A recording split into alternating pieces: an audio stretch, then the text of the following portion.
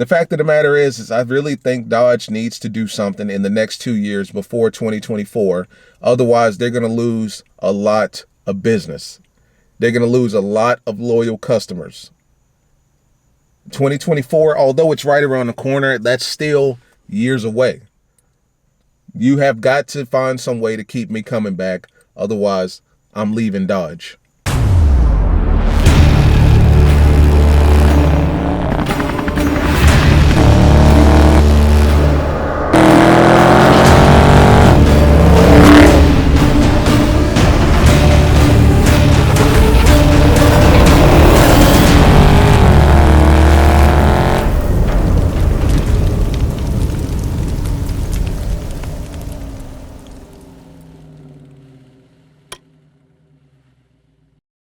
YouTube, what's going on? It's your boy Knockout360 here with another video for you guys. So as you can tell, I'm in a car. That makes it a car vlog. You already know what's going down when I come around. Let's go ahead and get into it. First things first, car content, car shows, car reviews, car meets, and anything and everything car related happens on this channel. So if you're into that, make sure that you stick around because you're in the right place, right? For everyone else, hit that subscribe button as well as that notification bell so that you know what's coming out and when it's coming out, right? So let's talk about the future, man. The future looks basically the same for Dodge, Charger, and Challenger. Let's talk about 2022 specifically, man. Next year, right around the corner. What, 4 months from now? You know what I'm saying? That we're literally almost at the end of 2021, man, and we're still in the pandemic. But 2022 is coming right around the corner. And just like 2021 and 2020 and every other year before, not much is changing with the Charger and the Challenger. We talked about in the past here, one of my past videos, we talked about them offering e-hybrid concept vehicle. We talked about them possibly bringing a Dodge Hornet to the mix, and the Dodge Hornet isn't a performance car. It's just going to be like a Dodge Dart. You know what I'm saying? Just kind of a sedan to take the Dodge Dart's place. I don't know why they got rid of the Dart. I actually like the Dart. I could see myself daily driving a Dart, to be quite honest with you. I did like them. But they got rid of them, obviously. And in 2022, they're talking about bringing out a electric concept vehicle, which, like I said, it's a concept, so it's not like anything tangible there. And possibly bringing the Dodge Hornet, which is just going to be a sedan, you know, everyday get you from A to B type thing. Now, specifically, you might be asking, well, what about the Charger and Challenger? Will we be seeing any changes to the platform, to the engine, to the performance, to the color, to the interior? No, we're not. 2022 is going to be the exact same, starting from the top, working our way down. They are not bringing the SRT Superstock back because they're looking at that as kind of a special edition type deal. But they will be bringing the Red Eye back, 797 horsepower for the Charger and the Challenger. So working our way down, we're looking at the Red Eye, we're looking at the Hellcat, we're looking at the Scat Pack, and then, of course, the RT, SXT, and then the SE. Sounds about the same there. SXT all-wheel drive, GT all-wheel drive, 5.7 liter Hemi V8, also known as the RT, and then they're bringing that bad 392, that 6.4 liter, 485 horsepower monster. Scat Pack, they call it the offering the most muscle per dollar, 485 horsepower. They're bringing that back. 13 exterior colors on the table, ranging from Frostbite, F8 green, triple nickel, and white knuckle. For the interior colors and options are going to stay the same. 5 color options, ranging from the plain to the simple black to the more, you know, your browns and your what do they call it, Alcantara materials. But everything is going to stay the same, except one thing. They are literally changing up one thing for the 2022 model year, and this goes for the Charger and the Challenger. One key difference: standard, all of those cars are coming with the deluxe security package, or the deluxe security alarm. The system will be offered as standard for the RT. I take that back, not all of them. This system will be offered as a standard for RT Scat Packs, the SRT Hellcat, Hellcat Red Eye, the super stock models. I take that back. They are bringing a super stock back. Super stock 807 horsepower. They are bringing a super stock back in 2022. I have to correct myself on that. While the SXT all-wheel drive, GT all-wheel drive, RT models will only get the driver convenience group, right? So in 2022, if you have a Scat Pack, Hellcat, Red Eye Super Stock, you're getting the deluxe security alarm. We talked about that in one of our previous videos. If you have a RT or anything below that, RT, SXT, GT, SE, you're simply getting the driver convenience group. And I don't even see SE on here. So if you're driving an SE in 2022, you may not even get that. You may just be, you know, on luck, you know. Hopefully nobody will steal your car. As far as the price is concerned, Dodge has offered up nothing at this moment. Currently, the SXT or the SE can start at $29,065, ranging all the way up to the Red Eye, which is about $73,065. But at this moment, we don't know of any prices, but everything looks to be basically the same. I mean, that's kind of what I wanted to talk about in this video. So for 2022, next year, everything's going to be the same. The colors are going to be the same. The interior is going to be the same. The power is going to be the same, all the way down from the Super Stock, which I misspoke on that, the Super Stock Challenger, all the way down to the Scat Pack. Everything's going to be the same. The color options are going to be the same. The wide body kits are going to be the same. The prices are more than likely going to be the same. Actually, I take that back. You might pay a little bit more for that deluxe security alarm system and the scats and the SRTs and all that good stuff. But realistically, we're talking $500, $600, maybe $1,000 more on top. You know, Dodge is they're gonna get as much money out of you as they possibly can. But that's what I want to talk about in this video. Everything is staying the same. Nothing's changing. Absolutely nothing is changing, and Dodge is giving people no incentive to really come back aside from putting out something that they've already put out in the past. I say that to say, you know, you've got a lot of car manufacturers out here doing a lot of cool things with their cars. You know, a lot of people are bringing a lot of different things to the table as far as cars are concerned nowadays. And I'm not even talking about just specifically the muscle cars. I'm not talking about the big three, Ford, Chevy, and Dodge. I'm talking about other manufacturers. A lot of other manufacturers are bringing a lot of things to the table, power included. There used to be a time where, you know, the muscle cars, I guess, ruled the power scene as far as horsepower is concerned. Specifically 2015 up until about 2017, 2018.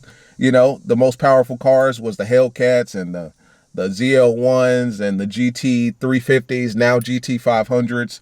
But a lot of manufacturers are starting to enter the conversation when it comes to performance. And a lot of people are jumping ship. I had a good friend of mine. He had a Scat Pack Charger, F8 green. He traded that in for a Mercedes AMG. I mean, can you blame him? Absolutely not. Right? Because at the end of the day, with me personally, I would never jump ship from Dodge until I have a Hellcat. That's kind of my motto. I love my car currently. I have no reason to trade it in or get rid of it or anything like that. But I won't jump ship or wouldn't even consider jumping ship until I have a Hellcat, because the Hellcat is the creme de la creme. I have to have had a Hellcat at one point before I can honestly say I'm on to the next car, you know, or the next brand or whatever. Or at least have a Hellcat and then another, you know, AMG or something like that, you know. But a lot of people are jumping ship at the 392 just because, realistically speaking, Dodge hasn't changed anything from the 392 to the Hellcat aside from the power.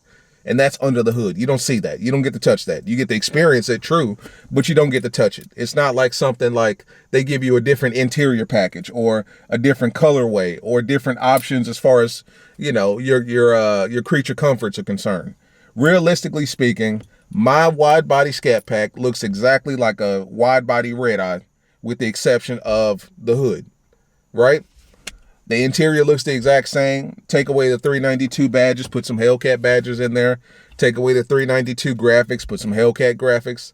All of that stuff is irrelevant, but that's literally what you're paying for. You're paying for a bigger engine, a couple new badges. That's about it.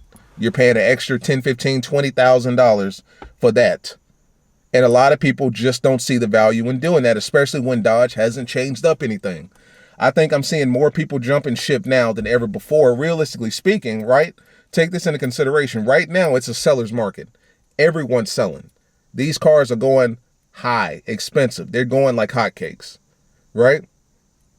People want these cars, but at the same time, people want to sell these cars too. And since Dodge, you know, is dealing with the chip issue and all that stuff and manufacturing issues, they're not able to kind of meet that demand. So there's more demand than there really is supply. People are selling these cars. They're jumping ship. Either they're going up to the Hellcat, which is fine, or they're jumping ship altogether and going to something completely different. I've seen a lot of Dodge guys going to Corvettes.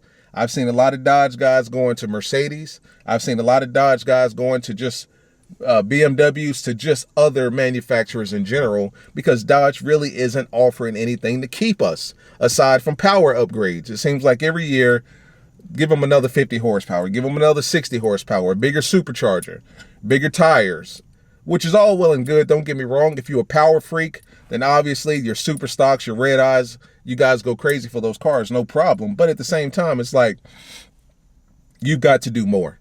We've been looking at the Hellcat since 2015. You know, right now the Hellcats are coming out at 717 horsepower as opposed to 707, which they originally. That's not enough to keep me.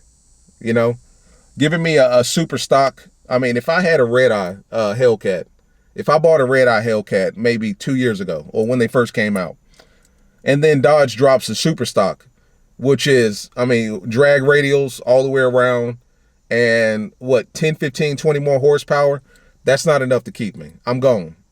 You know, I am gone.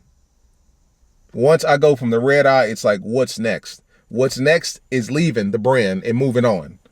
Dodge, I don't believe right now, is giving people enough incentive to stay loyal to the brand. Aside from promising that in the future, 2024, they're going to revolutionize the auto manufacturer industry by giving us the world's first all-electric muscle car. That's all well and good, but at the end of the day, that's just a promise. We don't know what that car is going to look like. We don't know what it's going to perform like. You know, they would be the first manufacturer to do something like that. So there's always going to be kinks and bugs that have to be worked out. Right now, I really believe between 2021 and 2024 is a very pivotal time for Dodge to keep us. And I say that to say 2022 is going to look just like now and every other, year before. They're not doing anything different. No interior updates, nothing. 2023 will probably look like now. No interior updates, no nothing. And 24 is when they're going to drop a bomb and just, fuck the game up, I suppose. Which is all well and good, but it's like, if I've already jumped ship in 2022, I'm probably not coming back to Dodge. I had a Dodge. I've got a lot of friends that when they leave Dodge, they say the same thing. I've already had 3 Chargers. I had a V6, I had a RT, I had a Hellcat. I'm done with Dodge. You know what I'm saying? It's one of them things like, I've already had enough Chargers, I'm done. I've already had enough Challengers, I'm done. And they just get tired of it. One of my homeboys, he had a V6 Charger. Then he upgraded to RT. And then something happened to his RT and he crashed it. And then he got another RT, a newer RT. It was a modern day RT. And he ended up leaving that and went and got an Audi. And I can't blame him for that. It's a damn Audi. That Quattro engine, come on now. All-wheel drive, come on, man. Chill. Those things stay up with scats all day long, if not surpassing. Not to mention you're getting luxury. You're getting an interior update. Every manufacturer at least updates their interior except for Dodge. I had a 2015 V6 Charger. Looks exactly like this 2020. That's 5 years in between. Dodge hasn't done anything in 5 years. The only difference is the Scat Pack emblems in the damn seat. You know what I'm saying? But because I'm such a Dodge loyalist, and obviously I just told you guys that I want a Hellcat, I want a red eye, I want the whole bang, I'm going to be here for a while. But what's keeping you? What's really keeping you here? What's really keeping you coming back to the Dodge dealership? It's not the interior quality, let's be honest here, because, I mean, it's a Dodge. You know what I'm saying? Even if I bought the fully optioned out Dodge, it's still a Dodge. And the interior on a Dodge fully loaded doesn't even compare to a Mercedes-Benz mid-range. I'm not going to say a C-Class, but an E-Class Mercedes. Obviously, we know the S is the top of the line in the AMG. But it doesn't compare. What's keeping us is the power. And the fact that right now it's cool to own a SRT. It's cool to own a Dodge. Rappers are rapping about it. Ball players drive Dodge Chargers and Challengers. It's a cool thing, but what happens when it's no longer cool? A lot of people drop Dodge because that's all they see on the road. Like if you live in Atlanta, all you see is Hellcats and Chargers and Challengers. Detroit Hellcats, Chargers, Challengers. Even in Charlotte, all I see is Chargers and Challengers. Now, me personally, I look at it like, yo, what's up, fam? You know, brotherhood, right? A lot of people look at it and say, I don't want what everyone else has. I want something exclusive. I want something one of a kind, which I can imagine. Nothing wrong with that. The fact of the matter is I really think Dodge needs to do something in the next 2 years before 2024. Otherwise, they're going to lose a lot of business. They're going to lose a lot of loyal customers. 2024, although it's right around the corner, that's still years away. You have got to find some way to keep me coming back. Otherwise, I'm leaving Dodge. Simple and plain. But, you know, the moral of this is they need to do something between now and then to keep people interested. Otherwise, they're going to lose an entire base. But, guys, as always, with that being said, it's your boy Knockout 360. 2022 is going to look like 2021 as far as Dodge is concerned, with the exception of deluxe security package. So at least now you'll be able to, you know, sleep safe at night knowing that no one's stealing your damn $90,000 Hellcat, red eye, or super stock, you know. But as always, it's been your boy Knockout 360, man. I'm going to go ahead and get out of here. I just got home from Cars and Coffee. You guys will see that video probably tomorrow or the day after. As always, see you guys in the next one. Peace.